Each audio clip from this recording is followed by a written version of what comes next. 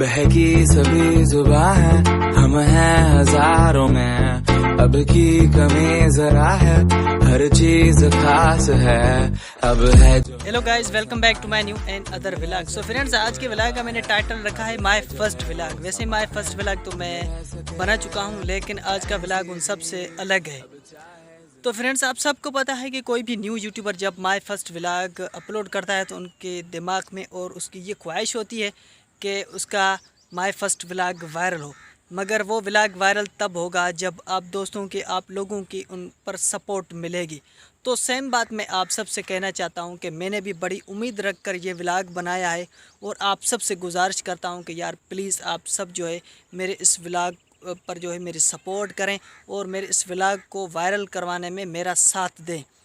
अगर आप दोस्तों का इस व्लॉग पर जो है मुझे सपोर्ट का सहारा नहीं मिला तो आगे जो है मेरा वीडियो बनाने का भी दिल नहीं करेगा और मजबूरन मुझे जो है यूट्यूब छोड़ना पड़ जाएगा।